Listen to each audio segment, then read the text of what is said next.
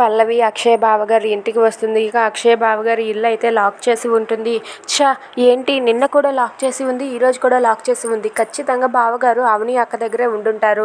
నేను ఈరోజు ఎలాగైనా సరే వాళ్ళ బండారాన్ని బయట పెట్టేస్తానని చెప్పి పల్లవి అయితే తన ఆలోచిస్తూ ఉంటుంది. ఇక ఇంటికి ఎదురుగా వెళ్లకుండా వెనక నుండి వెళ్ళి విండోలో నుండి అయితే బావగారు ఉన్నారా లేదా అని చెప్పి ఆ విండోలో నుండి అయితే పల్లవి చూస్తూ ఉంటుంది. ఇక లోపల ఉన్న అక్షయ్ ఫోన్లో అలా మాట్లాడుతూ ఉంటాడు.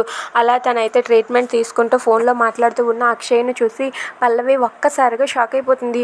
నిజమే, బావగారు ఇక్కడే ఉన్నారు, నేను అనుకున్నదే కరెక్ట్ అయింది.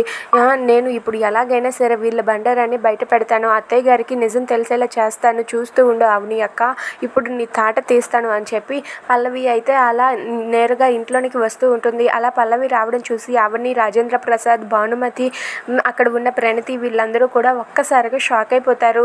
ఇక పల్లవి అయితే నీ బండారాన్ని ఎలాగైనా బయట పెడతాను అక్క, చూస్తూ ఉండు అంటూ ఇంటి లోపలికి వెళ్తూ ఉంటుంది. అలా ఆ పల్లవి ఇంటి లోపలికి వెళ్తూ ఉంటే అది చూసి అవని అయితే ఒక్కసారిగా కంగారు పడుతూ ఉంటుంది. పల్లవి ఆగు, ఎక్కడికి వెళ్తున్నావు అని అడుగుతూ ఉంటుంది. దాంతో పల్లవి ఆగకుండా లోపలికి వెళ్తుంది. Please subscribe our channel.